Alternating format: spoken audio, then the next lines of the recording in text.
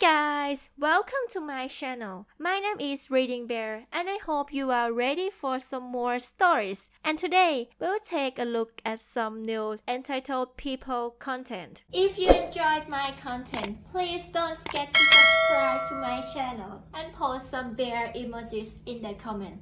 And now, let's dive right into the stories. First one is titled, "No, I won't sweep for you." So, this just happened.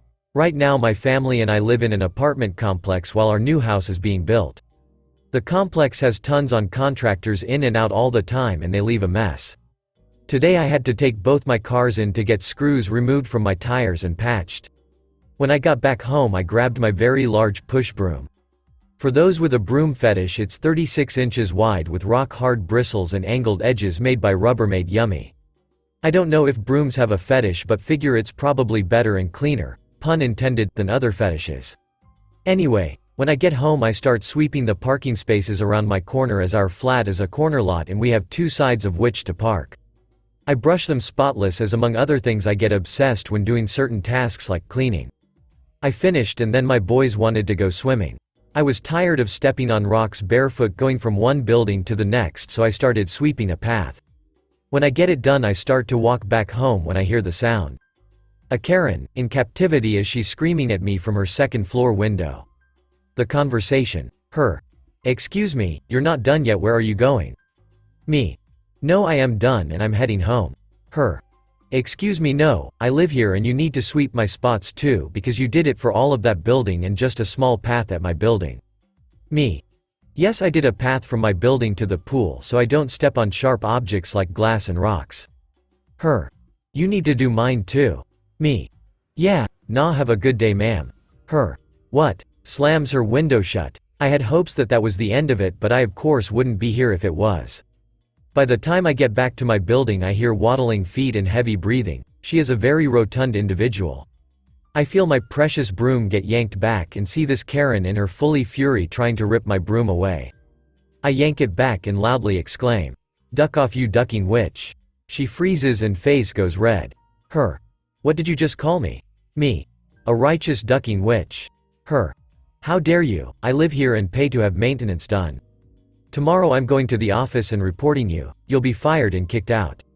Me. "Need help getting there?" Looking head to toe. "I don't bloody work here, I'm a resident same as you too. Sweep your own space as you just sit on your deck spitting sunflower seeds all over the sidewalk and deck below you. And finally, I wouldn't work for you if you offered to pay me." Her. "Give me the broom right now." Me. "This is mine and absolutely not." Duck off and waddle back home. I turn away and start walking away when suddenly I'm hit with a handful of sand and dirt from one of the giant piles I made. This witch had just thrown dirt at me like we were on a playground. Now first I need to let y'all know I'm first-generation American, originally from Cork, Ireland, and was adopted at age 4. For the most part have a Midwestern American accent, except when I'm annoyed, drunk or tired. At this point I'm annoyed and very tired and fixing to get drunk later. I do an about face and it's my turn to yell. With full accent somewhat between a Cork and Clonakilty, very fast speaking, deeper than Northern Ireland and quite frankly difficult to understand. Think Brad Pitt in Snatched except deeper voice. I had told her exactly how I would give her the broom and how difficult it would be to sweep with plenty of ducks scattered about. She went white and quickly waddled back across the parking lot. My neighbor on the other side, who had been watching the entire time, broke out laughing and waved me over.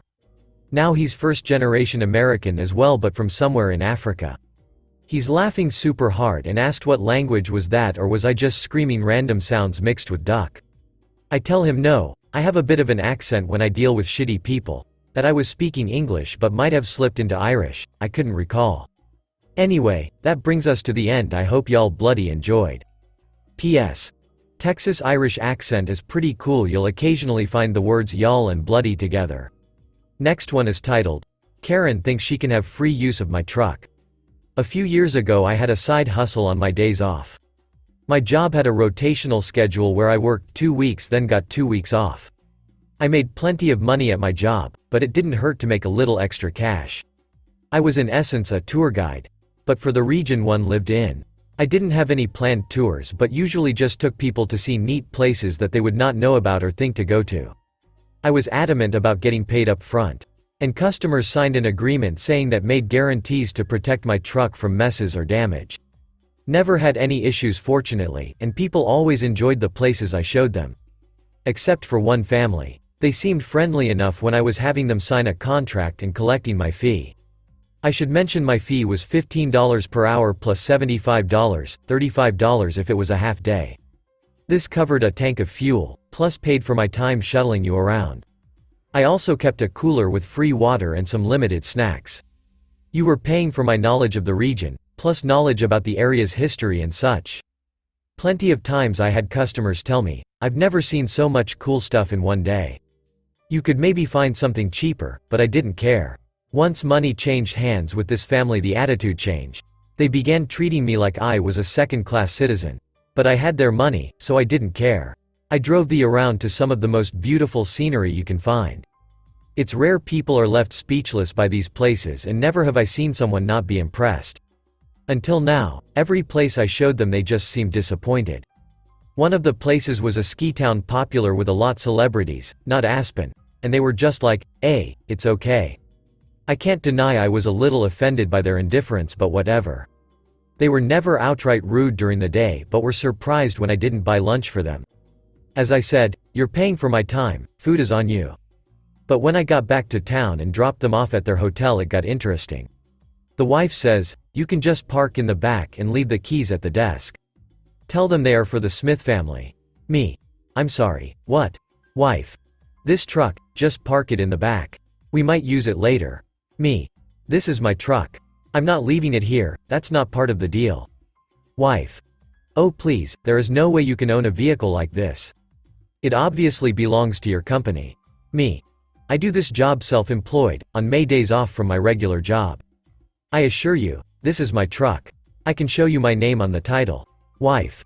"Young man, I had just turned 30. If you don't do as you're told, I will be forced to call your boss." Me. "You mean me? I am my boss." Wife. "Okay, smart ass, get your boss on the phone, right now." I thought about just driving off, it's 8 p.m. but then had a better idea. I called my supervisor at my real job. We'll call him Dan. Dan has been in the oil field for 14 years and could be quite the cusser. Good supervisor, he knew what I did on my days off and even sent people my way a few times. He answered and I just said, "One of my clients is demanding to speak with my boss, so here she is," and handed her my phone. Wife, sounding smug. "I tried to tell your driver to leave the truck here so we could use it, but he lied and said he owns it." I could hear him yelling, "Are you ducking, stupid?" I didn't discern anything else, but I know he gave her a good thrashing. She just walked to the window, handed me my phone and said, "He wants to talk to you," then walked away. Boss. "That fix your problem?" Me. "Yay, thanks Dan." Boss. "Anytime brother." Next one is titled, "Fiancé leans on own car gets told it's not his." So me and my partner had just finished shopping and was leaning on the car whilst having a cigarette. This made him remember a story from way before we got together. So basically, he was leaning against his car outside of a store finishing a cigarette before he went in when some random woman walks up to him says, "I don't think the owner would appreciate you leaning on their car." He told this woman he owned the car, but she tried to argue the fact that it was her car. "It's my car, get off of it." He pulled out the keys and unlocked the car and she just went silent and walked away. Next one is titled, "Lady demands that I order food for her." To understand the content, I will tell you about myself and my business location. I am a person of Asian descent and I work in a fast food store, and the street where we are located has 5 places where you can buy food. It is a very short street, every store is within 2 minutes walking distance. 4 stores are people of color, one of them is also Asian. A couple of weeks ago on a rather busy day, a middle-aged woman stands in the line waiting to order.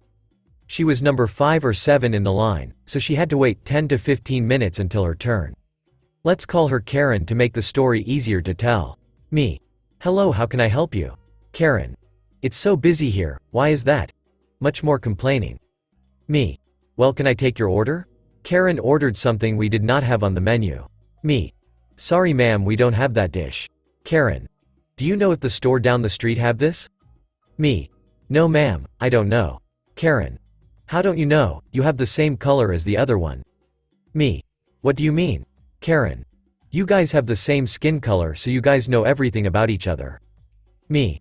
Ma'am, I only know what we sell. Anything on our menu you can order. And if it's not on our menu, we don't have it. I'm very sorry. Karen. Yes, I know, you already told me that you don't have it. But what I want to know is, does the other store have it? Me. Ma'am, we are not partners or have any relationship with the other store. If you want to order something at their store, you have to go there. Karen. No, I am your customer. I have waited here at your store for a very long time. You have to call the other store and place my order and tell them I want my food within 10 minutes, because you made me wait. Me. Ma'am, I have more customers who wants to order food here. If you want to order your food somewhere else, please leave. But if you want to order something from our store, I'm here to serve. Karen. No, no, no, I have waited here, I'm not getting my time back, so it is your duty to call the other store and place my order. It's called customer service in this country. Me. Ma'am, I am born and raised in this country, and that is not how customer service works. If you are not paying me, you are not my customer. Please leave the line. Karen left screaming that the country is not what it used to be and that she is not coming back. And on the way out, she complained to everyone in the store.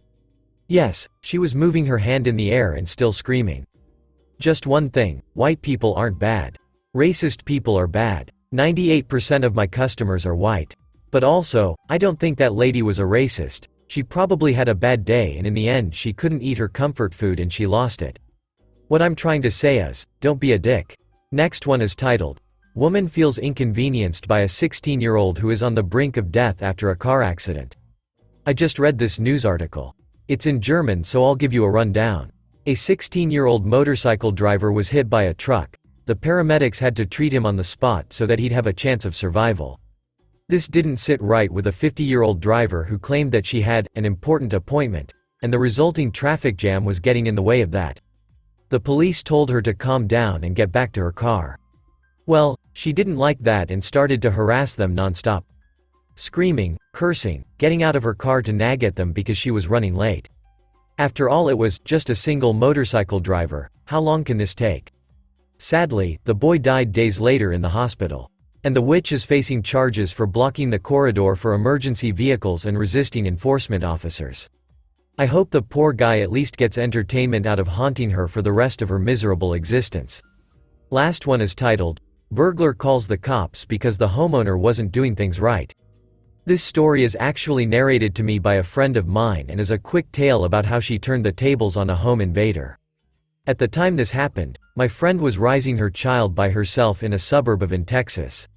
The area they lived in wasn't particularly safe with wild beasties of both human and animal kind, so friend armed herself with a small pistol and took some gun safety classes to protect her small family.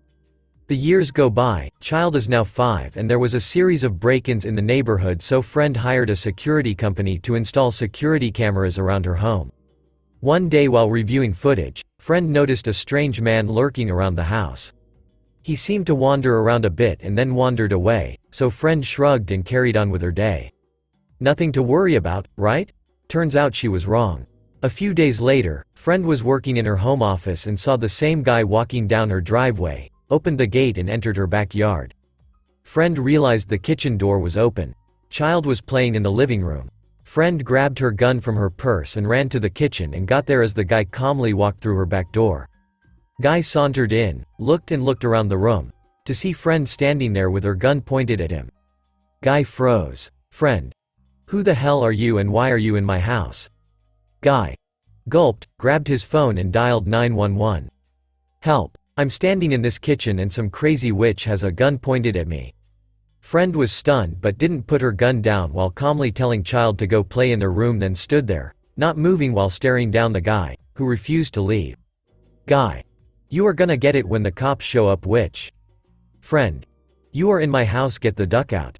Guy actually stayed standing there until the police came into the kitchen. Guy saw the cops and started screaming, arrest her, she's crazy.